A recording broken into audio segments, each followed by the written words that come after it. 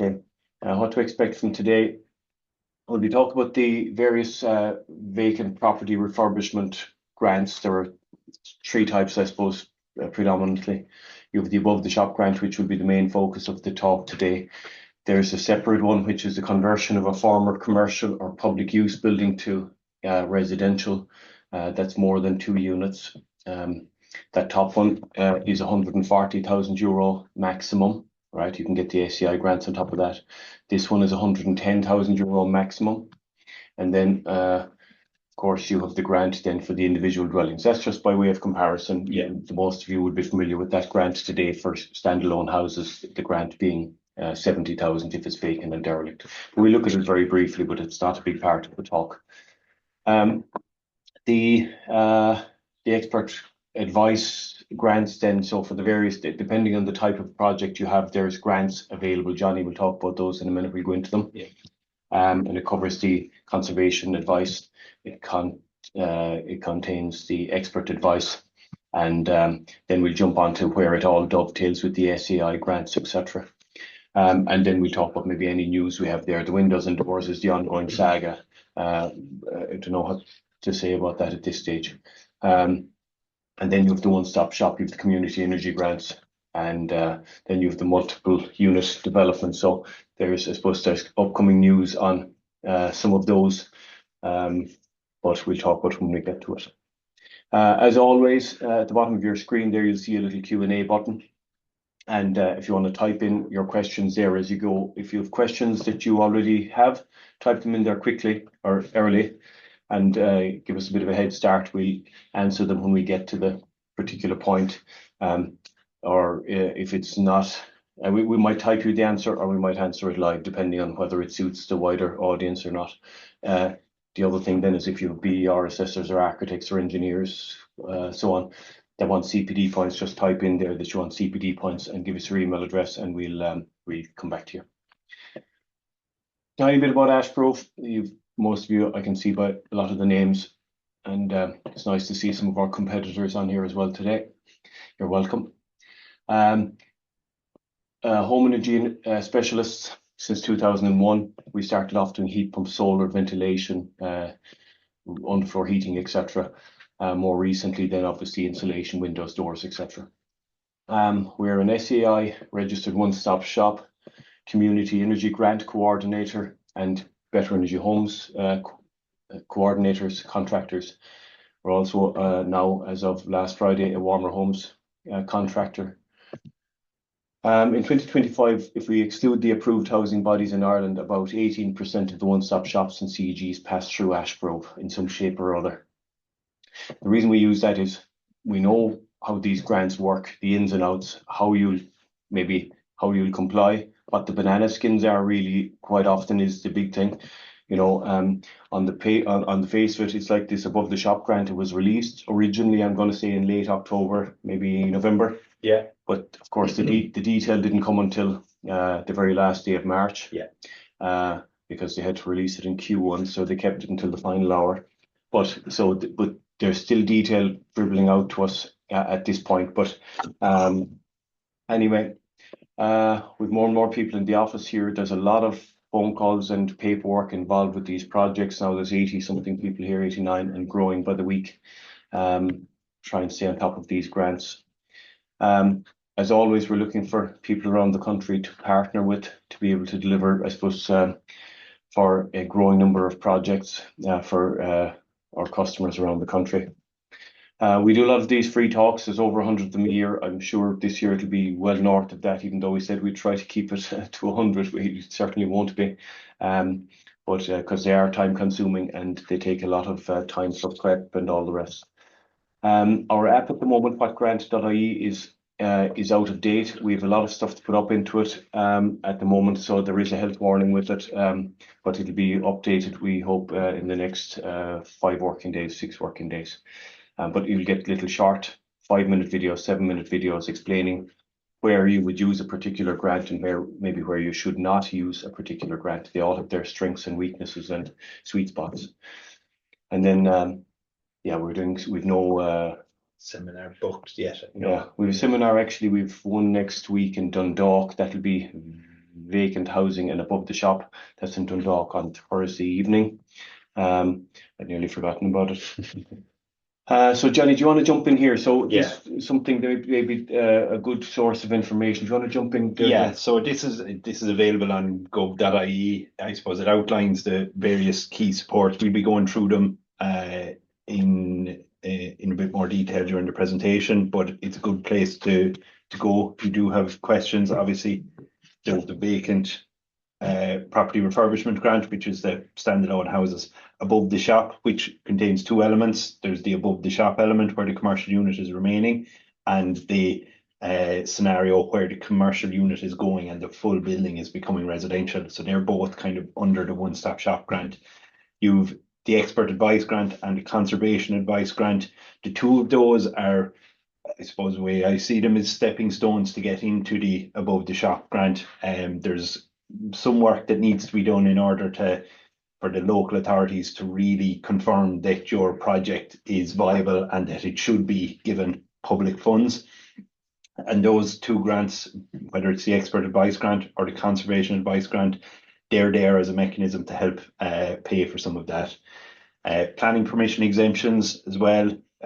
If you're converting a vacant commercial unit into up to 9 apartments, it is exempt from planning. That's been extended up to the end of 2028.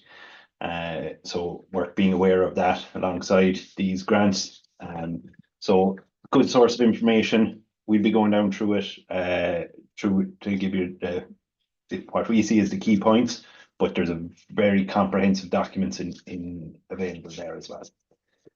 So just to start off with, to go through the grants that are there for advice, or to, if you like, kickstart your journey in trying to get to the main grants. The local authorities obviously don't want to be giving money to properties that won't be in compliance with fire regs or something like that. So they have these advice grants out there that allow you to unlock some amount of money in order to get professional advice. So they're split into two groups. There's the conservation advice scheme and there's the expert advice scheme. The conservation advice is more around architectural conservation, obviously, as the name suggests. It's for traditional houses in towns and villages. That's the first stream, is what they're calling it. The second stream then is for traditional farmhouses. So it's there to allow you to get advice on windows and how you should upgrade this building sensitively to take into account its architectural heritage. The expert advice grant scheme is less about conservation. It's more about the advice you need when you're putting in a residential unit into an old commercial building, or when you're putting multiple residential units in there. What needs to be taken into account in terms of fire regs? Do you need to get planning or not? And all that sort of stuff. So there are two good grant schemes that are available. They're probably the start of your journey. It's up to 5,000 is the grant amount, but the maximum is 67% is the most that it can cover. So for example, if it was, I think, around 7,500 of a bill from your expert, you'd get 5,000 of a grant. So they're the two expert advice grants. And then once you get past that, I suppose you're into the main grant, which is where everybody wants to be. As Shane mentioned, the individual houses, everybody's kind of aware of those. You have the above the shop, and then the former commercial building or a building that was used for public use. So in the individual house, it has to be vacant for 2 years, one residential unit. There's no commercial element of these properties post works. 50,000 if it's vacant, another 20,000 if it's derelict, and you have a max of 2 properties. So that's just in there as a reference, if you like, of how the individual vacant and derelict grant works. Over the shop, you still have to be, the building still has to be vacant for more than 2 years. The commercial element must remain there for 10 years. We'll go through the clawback mechanism later on. You can avail of that €5,000 for expert advice. You then get 95,000 for the first apartment, 20,000 for the second apartment, 20,000 for the third apartment, which means the max you can get for converting an above the shop or through the above the shop grant is 140,000. It's open to individuals and sole traders currently.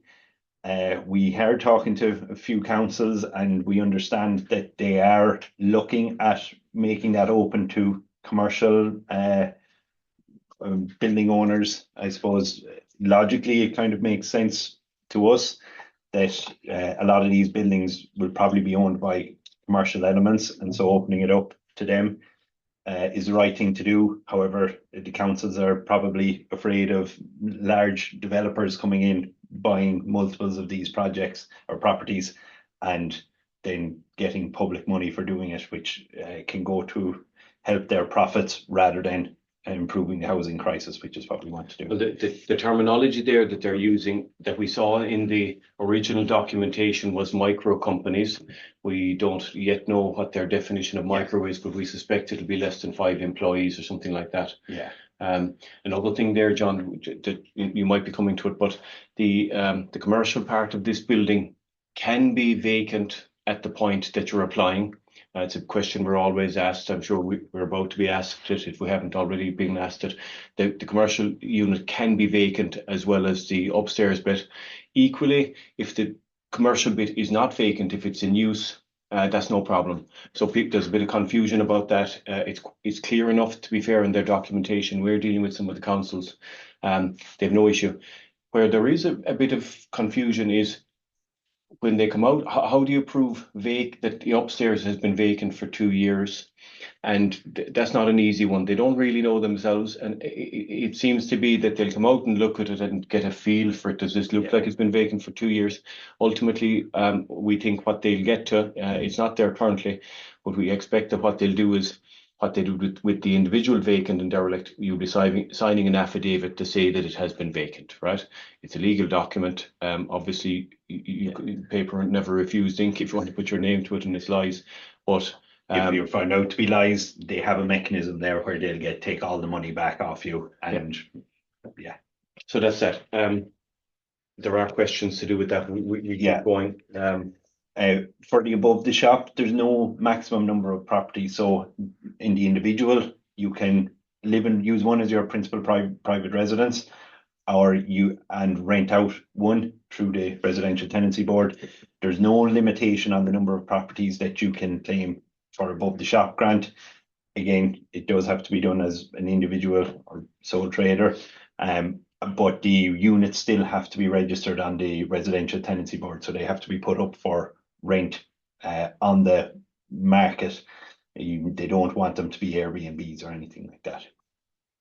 So that's the above the shop grant. What was released alongside the above the shop grant is the conversion of a commercial building fully to residential. So in a scenario where you're basically getting rid of the commercial element. So again, it has to be vacant for 2 years. Sorry, it's not 6 months, Johnny. Unless I'm mistaken. Sorry, I only saw that written down now. I'm certain that's 6 months. Sorry for commercial building. Yeah, sorry for contradicting you. You're all right. That was the time to do it. Could be wrong, of course. No, I'll check it, but I'm certain. I'm sorry. I'll check it now. Sorry, we check that. Sorry. It's 2 or more residential units is what you need to put in. So obviously, if it was 1 residential unit, you'd fall into the individual house vacant property or vacant derelict grant. But if there's more than 2, then you can fall into this category. You get 70,000 for the first 2 units. You get another 20,000 if there's a third unit, and you get the additional 20,000 euro top up if it's derelict. So the max grant you can claim there is 110,000. Again, it's open to individuals and sole traders, and there's no maximum number of properties available for that. With all of these grants, you need to make sure that your local property tax or your rates are all paid up. They don't want to be giving you public funds if you haven't contributed what you should be contributing to the public funds through local property tax or rates for the town. So yeah, we need to make sure, and they'll need evidence that they're all up to date. Shane is busy going through the acres and acres of documents that we have here to try and find 6 months. I which keep would be keep good going till I crack. find 6 months Yeah. somewhere. Do you want to search it in there? Yeah. Google it. Search it in Yeah. there. I'm just introducing Shane to Google. He's never heard of it before. So this is just a scenario of what the above the shop grant looks like. So you can see here, commercial unit downstairs. That could have started off as a commercial unit on the entire ground floor. However, in our conversations with the local authorities, they're acknowledging that when there's multiple units going to the floors above, we'll need to have an access point possibly on the ground floor. So we may need to reduce the size of that commercial unit somewhat to allow for an access point with bins and bike stores and all that sort of stuff to go in, and then you go up into the residential units above it. So you can reduce the size of that commercial unit, but there does need to be an element of it remaining. We're going to, I suspect, get asked the question, how big does the commercial unit need to be at the end? There's no meter square size that it needs to be. They're going to look at it and make a judgment call on it. Are you trying to pull the wool over their eyes and have a window essentially opening out onto the street that you're calling a commercial unit? Obviously that won't fly, but if you're in keeping with the spirit of it, I'd imagine there's the wording of it. Can I reduce this? This is true. They're frequently asked questions. Can I reduce the size of the commercial element of my building in order to avail of the vacant above the shop grant? Their answer is a commercial element must remain in the building in order to be eligible for to apply for the grant. The size of the commercial element within the building is not stipulated. Now we're talking to them about that. It's a little bit grey, but anyway, they are expecting that, of course, to get down from upstairs down probably through the shop with a stairwell or something like that, there's going to be an impact. So that's a work in progress. Yeah, and a case by case basis is probably the most common used phrase. So the grants you can get for that, you've the 5,000 obviously for the expert advice or for the conservation advice, depending on the type of building. You get 95,000 for the first apartment. You get 20,000 then for the next apartment or the second apartment, and another 20,000 for the third apartment. So that's bringing you up to the 140,000. Worth saying alongside those, you can get SEAI grants for energy upgrades to those units as well. We put in a figure of 12,000 there. It might be 10, it might be 16, depends on the SEAI grant route you're doing and the works that you're doing. But that's the above the shop grant. That's the principle of it. The commercial unit remains on the ground floor, and we have residential units above it. Depending on the number of residential units you put in, the grant amount relates accordingly. Obviously, if you put in 6, 7, or 8, or 9 apartments, the grant amount doesn't go up. You don't get 20 in forever. You only get the first 3 apartments grant aided, but you can put in more. There's nothing stopping you putting in more. Also, through the SEAI grants, you can get energy upgrade grants for upgrading the commercial element of the building. Through a community energy grant, so slightly different and maybe confusing mechanism, but it does allow you to get grants for upgrading windows or upgrading your heating system or your aircon system, or if you're using pumps or fans or anything like that, they can be eligible for energy upgrade grants. There is a clawback mechanism there. Obviously, they want to remain what they want the money to be used for what it was intended, which is to bring houses back into habitation and keep that commercial unit on the ground floor for the purpose of, I suppose, vibrancy in towns. If you decide to change something there or sell part of it, they will look for some of the money back. It's actually fairly reasonable, even though some people mightn't see it. But if you only get grant aided for 1 unit, you'll have got 95,000. If you're selling the unit or you don't make it available for rent, they want all the money back within the first 5 years. Again, that's logical. They've given you money. They want you to use it as it was intended and stay by the rules. If you move outside that, they want the money back. If it's between 5 or 10 years, they want 75% of it back. So they've got some benefit from it. And over 10 years, you've done your bit, you've repaid your debt, if you like, and there's no amount required. If you're getting the grant for the 2 units, you'll have got €115,000 of a grant. If you only sell one of the units, they deem that, okay, half of that money now needs to come back to us. So in the first 5 years, it's 100% of half of it. And in the second 5 years, it's 50% of half of it. And it goes on like this, so you can predict what the next one is happening. So they don't, if you have 2 units and you sell one of them, they don't want all the money back. And they just want the bit that was associated with that unit. If you change the commercial element, and that doesn't remain as a commercial element for 10 years, they will want the some money back as well. That will that amount kind of aligns with the individual vacant derelict grant, so bringing you back down to the 70,000. So it's 25,000 if you got 1 unit there. You got 25,000 more than the standard vacant and derelict grant, and so they want that 25,000 back within year 1, and they prorata it over years. So in year 5, they'll want 12,500 back if the commercial unit goes. So there is a clawback mechanism. They are going to be, I understand from the local authorities, more stringent to make sure that these funds are used for what they're supposed to be. They're giving out a lot of money, they're making it out available, they're trying to remove barriers to getting the money out there.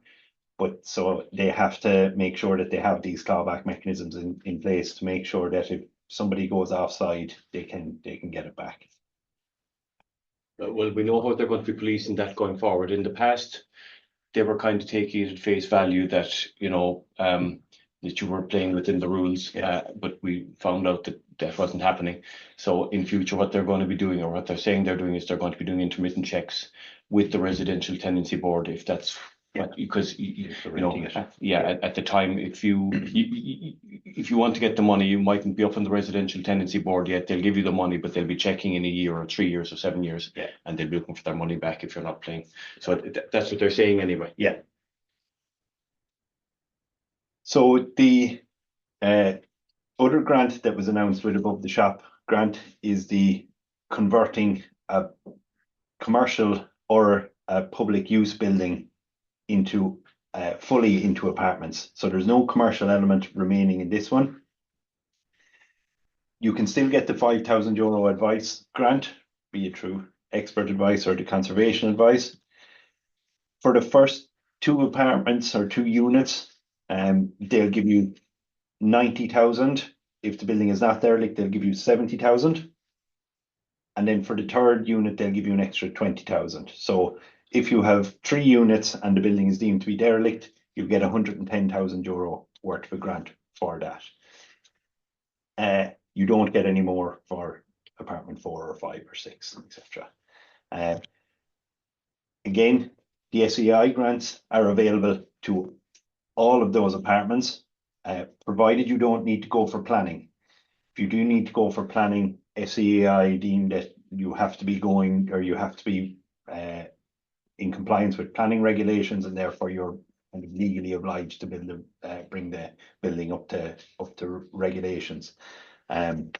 So through this one and through this example here, you can see you're getting local authority grants, which are the grants on the right hand side here, for 3 apartments.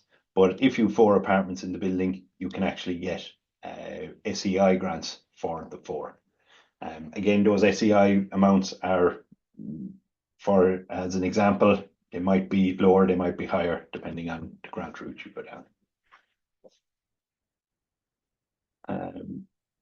Sorry, Johnny, that one you just explained there is the one I said the 6 months was attached to, as opposed to the vacant above the shop. Maybe I jumped in at the wrong point. No, this is the one you said it was 6 months? Yeah. I'm still you were searching. right and I was wrong? No. I haven't found it. I'm All looking right, away here, sorry. but Yeah, I yeah. remember being shocked when I read it, Okay. and I wouldn't have been shocked if it was the same 2 years as it was Yeah, everywhere else. yes, yeah. Um, Yeah. Apologies. We will get no, clarification on yeah, that before we I before we thought I did leave. highlight it here. Sorry. Um, so just briefly going through the planning exemptions that are out there. And a lot of you may be aware of it. If it's converting a commercial unit to a residential unit and up to 9 apartments, you are, and they're vacant. I'm going to say 2 years unless Shane. Yeah, I look, think sure, this one is 2 years. Anyway, this is the planning exemption. yeah, for sure, yeah, Yeah. yeah, So the principle of this is it allows for apartments to be done quickly, and get them up and running and out in for use or for habitation as quickly as possible to help solve the housing crisis. It was due to, I think, end at the end of 2025, but it's been extended to the end of 2028.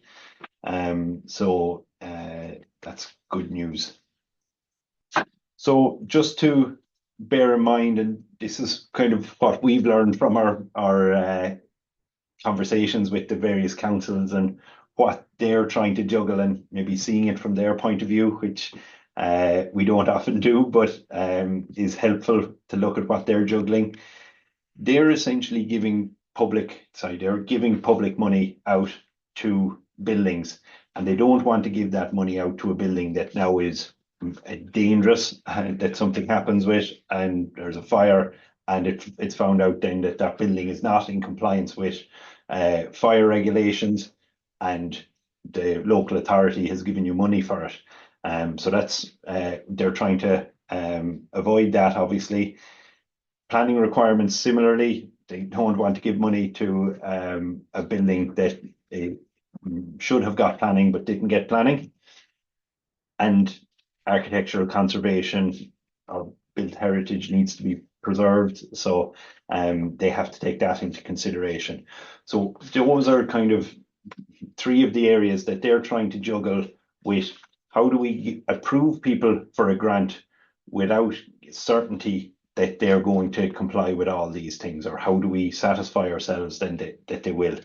And it's as much about protection for the people doing the works as well. The last thing they want to do is say, yeah, we'll give you €140,000, drive on. You drive on, and now the building isn't in, when it's finished, isn't fire in compliance with fire regulations, and the local authority says, no, we're not giving you the money. You're going to have a lot of angry people, obviously, if that scenario happens, where it was promised to you and it was taken away. So they were trying to come up with a mechanism to make sure that everything is on the table and agreed before you get your grant approval. But also they don't want to be putting loads of roadblocks in place to say, oh, well, you have to jump through all these hoops before you can get any approval. So speed and compliance are the two things they're juggling with. And this is where I think the expert advice grant really comes into play, is you can access up to €5,000 for expert advice to start putting together these packages, presenting them to the local authority and saying, look, this is what we're intending on doing. This is in principle, it doesn't have to be down to every socket location or the colour of the kitchen or anything like that, but that this is the principle of what we're trying to do, and this is how the fire regs will be achieved, or compliance will be achieved. We don't think we need to go for planning because we're under the 9 apartments. We're not in an architectural conservation area, so we don't need to tick any of those boxes. The local authority then can look at that and say, yeah, this is a project that, if it proceeds in the spirit with which these drawings that are presented to us portray, then we're happy to give it money. So yeah, that's what they're trying to juggle. It's they don't have a definite plan. They don't have hard and fast rules. They're looking for a number of projects that they can kind of almost test as a case study to see, will that will it comply with or will it tick the boxes, and will it move through the process as they suspect? So yeah, I suppose the context there is, it's like any of these things in its first iteration, maybe it isn't quite where the other vacant and derelict grants are now. They're, Yeah. you know, they're full steam ahead at the moment. Whereas I think the process here isn't maybe fully tested, and they're looking for projects that will come in and maybe work with them a little bit. They'll iron out their process in the meantime, and maybe they'll be willing to work around you or with you. So we're looking for projects, if anybody wants to put their hands up, and we'll do the same. We're willing to learn on it as well and figure out what the little banana skins are. Yeah. And in 6 months' time, it'll be full steam ahead. But I suppose that's part of the presentation here. As it currently stands, maybe it's not as they're admitting that maybe it isn't exactly where it will be in 6 months. And I suspect the mainstream vacant and derelict grant was the same when it started 100%. 3 years ago. Yeah. We can all make plans on paper and write down how we think everything is going to go. It's only when it gets introduced into reality and we start looking at real world projects, then you can see, oh, we hadn't fully considered how this box, or we were going to go from step A to step B. In that vein, they do have a vacancy survey that Cork County Council do. None of the other local authorities we've spoken to have mentioned it, and I don't think they have it. I know Limerick doesn't have it, or Clare doesn't have it, but they are looking to gather information on houses that are potentially going to go for these grants, in order to try and see what's the roadblocks and how they can work with them. So if you do have a project worth looking at this, if you Google vacancy survey Cork, and your building's in Cork, obviously, then you'll be able to fill this out. Questions there are fairly basic. There's no really real in-depth questions there, and there's options to choose other or don't know in most cases. But it asks about the building ownership, the number of floors. Again, a lot of it is based around access. So is there rear access to the building? So do we have to look at that shop front and reducing the size of it in order to facilitate the building's overhead? Or if there's an existing separate door to give access to overhead. So that's the type of scenarios they're trying to figure out with this survey. It's available publicly on Cork's website, so you can look at it, you can fill it out if you want. As I said, obviously Cork are only looking for buildings in Cork, but that's a worthwhile example to look at. Just something there, Johnny. Somebody has an echo there. The first person who asked about the echo had two screens open simultaneously when so they were listening to themselves back. Okay. So just I hope that's of use to somebody. I have a few questions, Johnny, just to put you on the spot. Excellent. Hello, please. Can you combine commercial and public building conversion grant with repair and lease loan? I don't know. I suspect, and we're coming to it now in terms of double grant aiding, they don't like, obviously, double grant aiding the same thing. Yeah. But if there's elements that you're covering under the repair and lease loan that are not being grant aided by the vacant and derelict, they might be happy with that. Okay. But I can't give you a straight answer there, unfortunately. Fair enough. How do you secure individual grants under the commercial conversion grants if there is no current domestic MPRN to apply with, or at least not until all are signed off in writing? So Brian, we spoke actually with SEAI 2 hours ago about that. That's possible. Maybe we'll talk to you about it after. If you want to contact us, we're happy to go through it with you. It's a slightly unusual scenario that they look at it on a case by case basis and put in workarounds if it's legitimate. So they won't accept all cases, but they do accept some of the cases that we've seen where there is maybe one dwelling unit or maybe one commercial MPRN and then splitting that into 2 apartments above. Yeah. what is the minimum spec for a commercial unit refurb, example, toilet, fire safety size, etc. So the size and the fire safety we've covered. The toilet, you're the architect, John. You love telling us. In over my head there now. So I suppose I don't know what the regulations are in terms of occupancy and toilets that you need to tick the box, but that's where the expert advice scheme comes in, that you engage an architect or an engineer who can answer those questions in terms of, we have a cafe and the occupancy will be 50 people, how many toilets do we need for that? Or it's a shop, which obviously there's a lot less requirements for toilets. So the expert advice scheme allows you to engage that professional who can give you that advice or give you more certainty in those answers. Another non-definitive answer, apologies. Yeah, but some of this isn't anything to do with the grants, they're planning questions. Yes, so, yeah, we're here, I suppose, to help on the grant side of it, and if we can help on even though you're an architect, you should be able to know all of these things.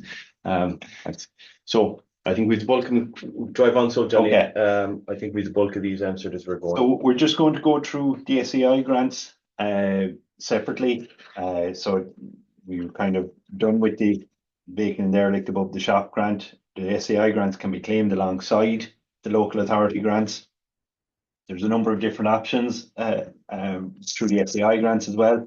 So you can get the individual energy grants, you can go through the one-stop shop or the community energy grants, or you can go through the MUDs, the multi-unit development. So just to give you a quick overview on each of those, in the individual grants, it's fixed grant amounts. We'll go through the amounts later, and you need to use SEAI contractors.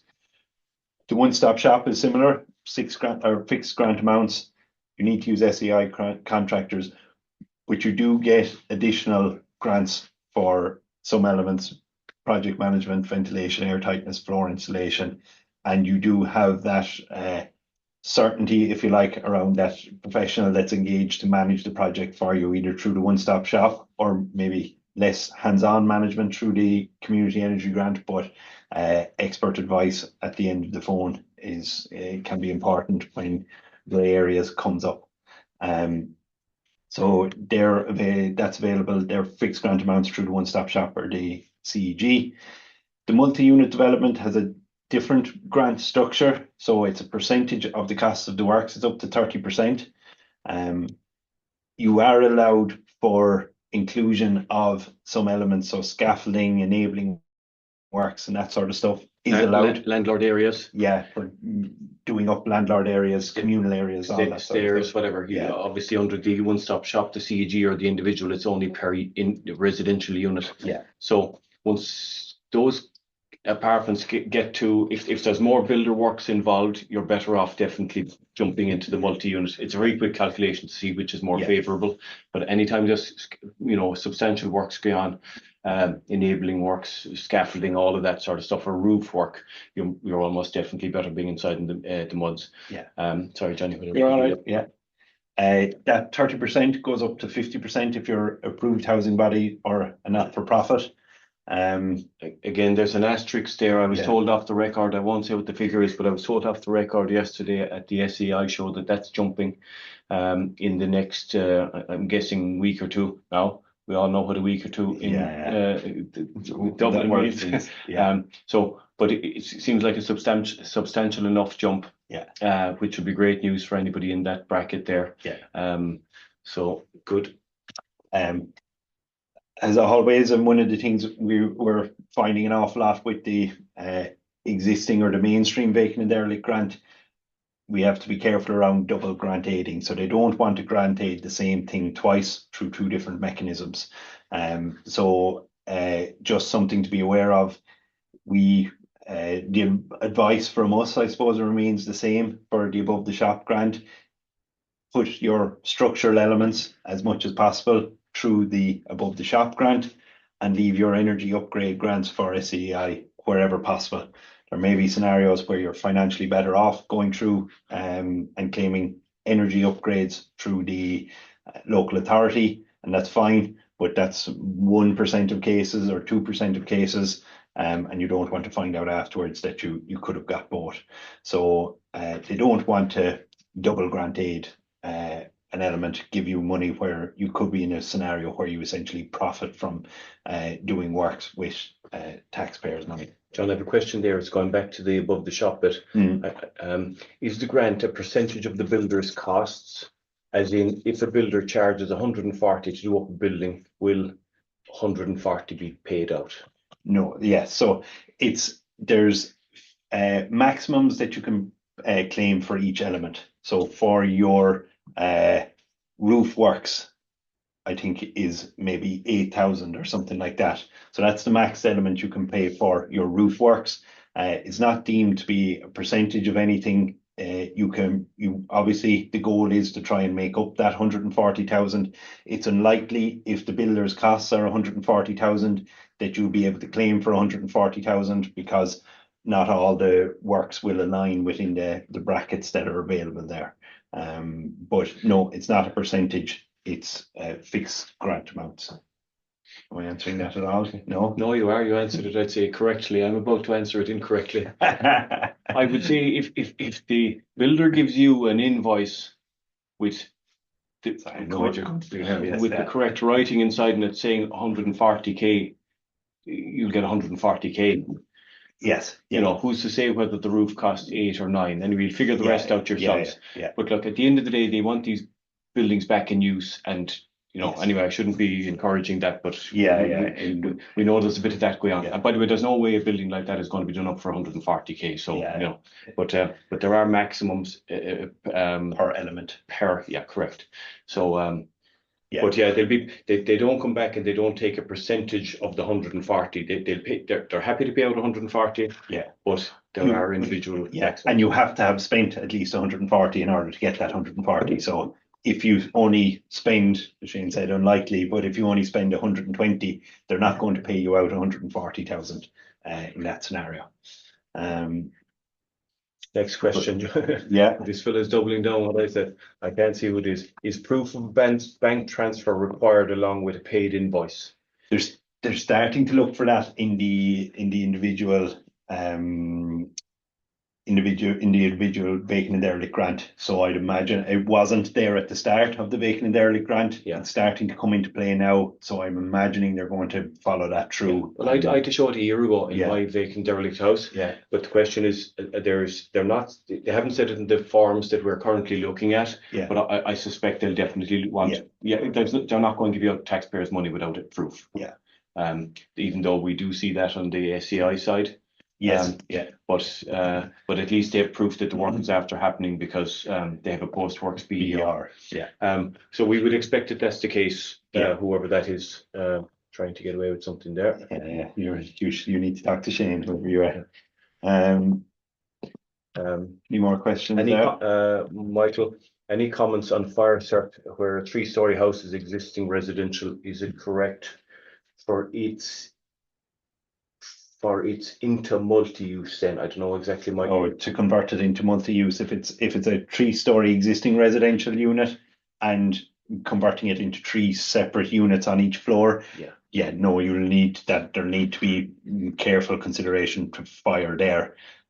Each unit will be its own fire compartment, and each unit then needs safe access. So if you imagine a unit on the ground floor went on fire, the people who are living on the 3rd floor need to be able to get by or get down to the ground without obviously going through the fire down from the unit on the ground floor. 1 second, sorry. No, I meant if the house at present, if it's a house at present and a shop below does not trigger a fire cert.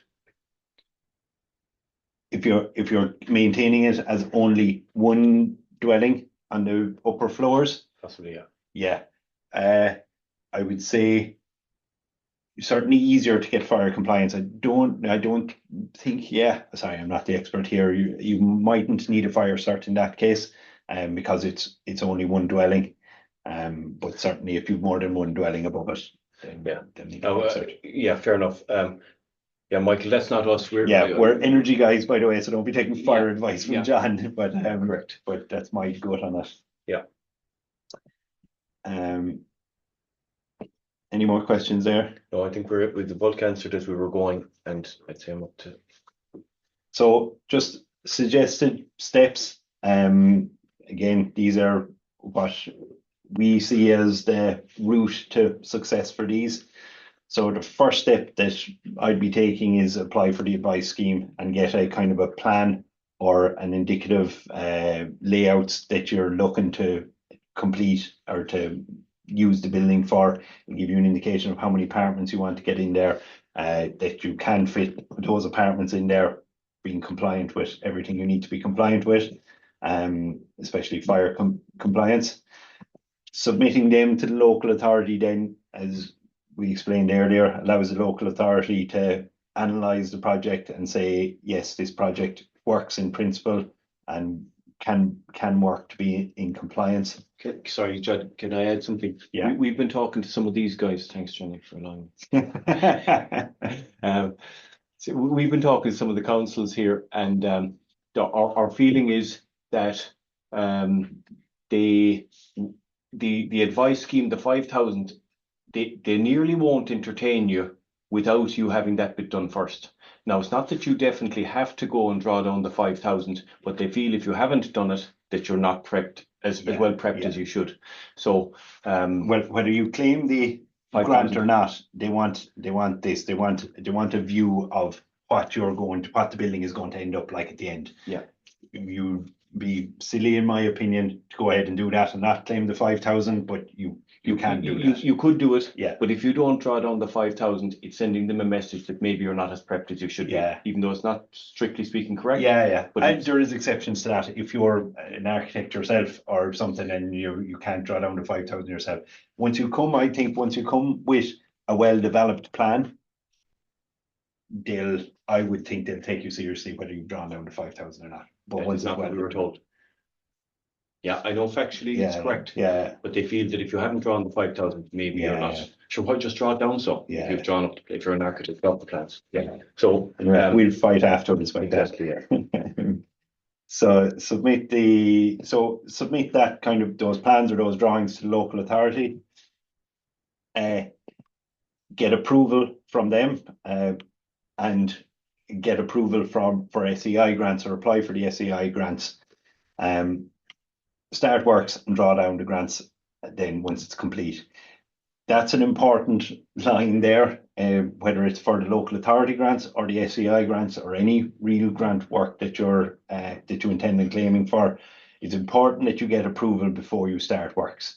They don't want you, from their point of view, again, it's an impossible thing to manage. If you've only just started works, now are they supposed to grant aid you for something you did 2 weeks ago? And then why don't they grant aid the person who did something a year ago? So the process with all these grants is get approval, then start works, and then you'll get the money at the end. Can I just add, Johnny, to that if you're going backwards, it's okay. So if you're ripping out floors or demolishing or whatever it is, that's all considered preparation works. You're not going to get paid for pulling stuff asunder anyway. Yeah. Well, you could, but you can't. But there's no problem with it anyway to go backwards. There's no anything that you're not claiming the grant for, they don't mind you going ahead doing. So when I say it's start works there, it's start grant aided works. Yeah. So if you're not intending on paying, if you're going to be spending 300,000 on doing the building, you don't need the 5,000 it's going to take you to rip out the stairs and all that sort of stuff in order to make up the 140 that you're going to claim. So you can't claim for any works that you've done before you have grant approval. So it's worth bearing that in mind and important to bear that in mind as you're starting works. Super. Any questions? No, nothing else. Do you want to go through the next events here, and I'm going to try and prove myself right there. Yeah, it's possible I'm wrong, even though that's rare. The first. No, I haven't found it, by the way. Yeah. But and it looks 2 years is written, everywhere. But I'm certain it was 6 months because I made a note of it at the time in my notebook. But anyway, next event, April, vacant and derelict grants. That's probably that's aimed more at domestic housing. We might yeah, we'll go ahead with it. The 1st of May, windows and door grants. This is causing consternation throughout the country. Yeah. And most people are really disappointed then when they find out at the end of all of it, having been excited that they won't get the grants because the walls in the attic aren't up to the required U values. And then 5th of May, one-stop shop, pros, cons, and alternatives. So again, the one-stop shops for 50% of projects are fantastic. But in some cases, like the vacant and derelict here, or if there's a company involved, for example, a one-stop shop can't be used. It has to be community energy grant. So there are places where the one-stop shop is fantastic, and then there are other places where you wouldn't use it. 12th of May, solar PV domestic. We go through our software. What does how do we size solar arrays? When would we use a battery? When should we not use a battery? All of that, and depending where you are in the world or in the country, or how your building is orientated towards the sun, the software will tell us all of that, and we maybe spend a bit of time showing you, I suppose, the science behind it. Then the 15th of May, the energy upgrade grants for businesses. So again, these are getting busy. We have a building we're after buying ourselves. It was kind of, I was going to say 40 years old, but we're doing it up. A lot of insulation, windows, doors, heating system, solar, all the rest of it. I think we're due somewhere around 200,000 of grants for that. A lot of people don't know that exists. So that's that'd be up around somewhere around the 30% of the eligible measures. We'll do a webinar on the various types of business grants, energy grants. High temperature heat pump pilot scheme. This is for the older houses which can't get to the modern heat loss indicators. So maybe an older house, we're trying to figure out, or SEAI are trying to figure out, if they put in a high temperature heat pump and you don't change the radiators, will it have a detrimental impact on the running cost? And of course, our feeling is, or the science tells us, it won't have a huge negative impact unless it's installed by, again, people who don't understand pipework sizing and pumps and hydronics and so on. So we'll be going through that 22nd of May. And then we have solar commercial. Again, this is the same as the domestic one, but that'll be quite scientific. It'll be spending time inside in the software, messing around with batteries, with peak shaving, or load shifting. Again, all the, do we have shading? How do we come around it if we had a bit of shading at various times of the day or at various times of the year? What does our usage profile look like over 12 months? And if we have a building that's, say, something like an abattoir, where they have a huge cooling load, that's mainly in summer. And of course, equally, it's mainly by day. So solar is really, really well suited. Whereas if I had a heating load in a building, maybe like a hospital or something like this, if it was electric, well, the heating load would be mainly in winter. And of course, it would also mainly be by night. And we would say solar is less suited, or maybe not at all suited. And then if that's the case, can a battery be used? Well, in that case, you'd have to say no, but there comes a point where the science tells us what the right answers are. And then 5th of June, insulation, ventilation upgrade. So this is to do with we'll be covering in that the traditional homes and what the insulation of kind of, I'm going to say, damp walls or sensitive walls. And once we insulate a house, what are the potential negative consequences? We have to ventilate them, obviously, in order to keep the air quality high. And we'll talk about the issues and the solutions, and we'll let the architect be doing the bulk of the work that day. I'm only an engineer. So then 19th of June, traditional homes pilot scheme again. So we'll be talking there, Johnny. Have you anything to add on that? Yeah, that's more specific about kind of masonry walls and how that pilot scheme works to facilitate those types of houses. Obviously, your U values, we won't achieve the U value we need to in the mainstream grant, so they've loosened that U value to allow for more appropriate materials to be used on walls.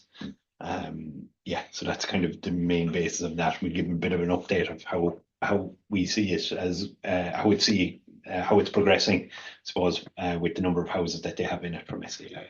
Yeah. Okay. So that's it, I think, Johnny. Have we anything else to add? I found so 2 years is for the above for the conversion. you were looking at a Dundee Rathdown vacancy grant that's out there. It's a local authority, or it's more bespoke to that specific local authority that's there for Okay. elements that are And 6 is months. it inside that document? It's inside, and well, I found it on the Cork County Council. Okay. So, Grand, okay. so I was right. For Well, we anybody don't who know had that money for on it. sure now. We don't know that for sure. No, that's it. I have nothing else. Thank you very much for. No, reach out to us for Yeah. anybody who wants to. If you do a project, we look at it as a pilot project for any of the county councils. Reach out to us, and we'll see if we can pair you up with the relevant people and see if we can nudge it along through their process, which maybe isn't quite perfect right now. That's it. Feel free to reach out. Thanks, Johnny, and yeah, have a good day. Thanks, guys.